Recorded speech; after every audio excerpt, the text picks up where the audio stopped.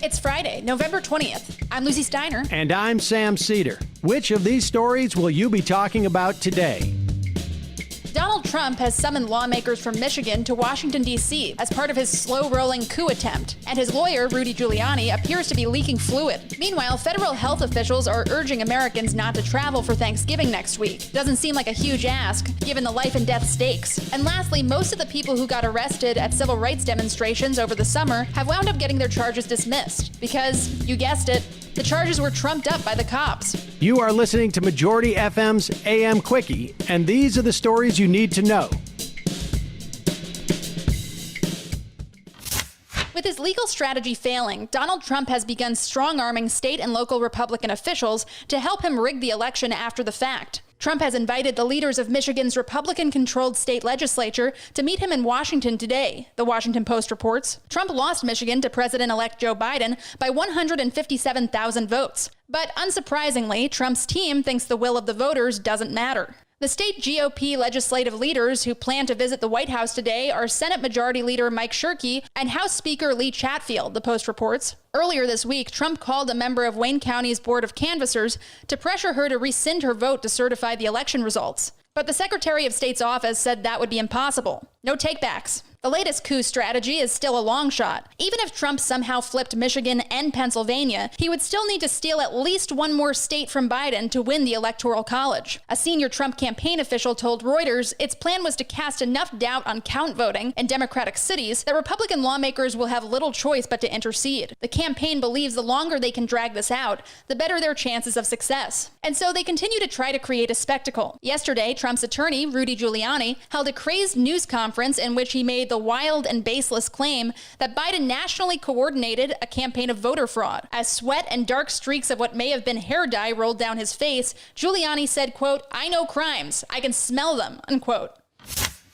In a meeting with governors yesterday, Joe Biden expressed concern that Donald Trump's attempted coup has kept him in the dark when it comes to coronavirus vaccine planning. Biden said his administration hasn't yet been able to get everything it needs to prepare a pandemic response, the Associated Press reports. He spoke via video conference to the National Governors Association's leadership team, which includes 5 Republicans and 4 Democrats. Also joining were the several leaders of Biden's virus task force. Biden told the governors he would make sure they get the resources they need to beat this virus. Also yesterday, per the AP, the nation's top public health agency pleaded with Americans not to travel for Thanksgiving and not to spend the holiday with people from outside their household. The Centers for Disease Control and Prevention issued the recommendations at a time when diagnosed infections, hospitalizations, and deaths are skyrocketing. In many areas, the healthcare system is being squeezed by a combination of sick patients filling up beds and medical workers falling ill themselves. CDC officials cited more than 1 million new cases in the U.S. over the past week as the reason for the new guidance.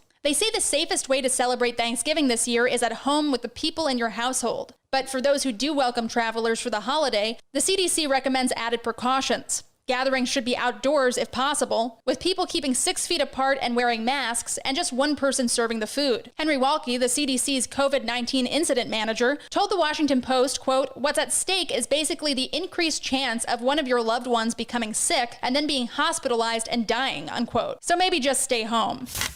Months after a summer filled with street demonstrations, as thousands of cases against protesters finally land in courts across the U.S., a vast majority are being dismissed. Only cases involving more substantial charges like property destruction or violence remain, the New York Times reports. Prosecutors said that the scale of both the mass arrests and the mass dismissals was unrivaled, at least since the civil rights protests of the 1960s. With the police detaining hundreds of people in major cities, the arrests this year ended up colliding with the limitations of the court system. Prosecutors declined to pursue many cases because they concluded that the protesters were exercising their basic civil rights. Court backlogs, due to the coronavirus pandemic, also played a role in the decision, the Times reports. There was also the recognition, as the Times put it, that police often use mass arrests as a technique to clear the streets, not to confront illegal behavior. In other words, the charges were BS. Protest leaders and defense attorneys nationwide accused the police of piling on charges to try to halt the demonstrations. Here's one example. The Raleigh, North Carolina News and Observer reports that a pastor who led a march to the polls that was disbanded by pepper spray on October 31st now faces felony charges. Reverend Greg Drumright has been accused of assault with physical injury on a law enforcement officer and obstruction of justice, both felonies, plus 2 lesser charges. More than 20 people were arrested during the march, including a reporter.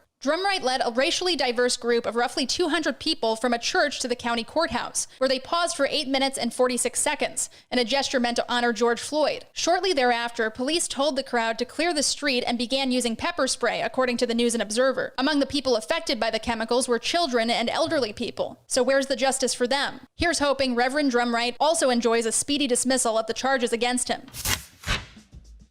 And now, for some quicker quickies. Quicker quickie. Buzzfeed Incorporated has agreed to acquire Verizon Media's Huff Post in a stock transaction. It's part of a larger deal between the two companies. The two websites will reportedly stay separate, and Buzzfeed founder Jonah Peretti told the New York Times, quote, "We want Huff Post to be more Huff Posty and BuzzFeed to be more BuzzFeedy," unquote. Rest assured, the quickie will always be more quickie-y.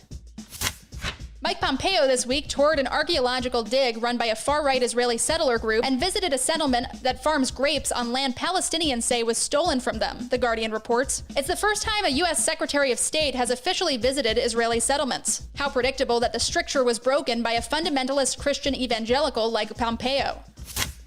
The Washington Post interviewed Kyle Rittenhouse, the teenage killer of two protesters in Kenosha, Wisconsin, in August. The paper learned, among other things, that Rittenhouse used money from the government's coronavirus stimulus program to pay for his rifle, which he was too young to legally buy. Rittenhouse claims he has no regrets about arming himself. That could change, however, as his trial progresses. Senator Chuck Schumer of New York yesterday claimed that Republican Senate Majority Leader Mitch McConnell has agreed to resume negotiations with Democrats over a potential new COVID-19 relief bill. Schumer calls the news, quote, "a little bit of a breakthrough," unquote. But NBC News reports that congressional aides believe Schumer was overselling the development. Call us when you got something real, Chuck. Quicker quickie.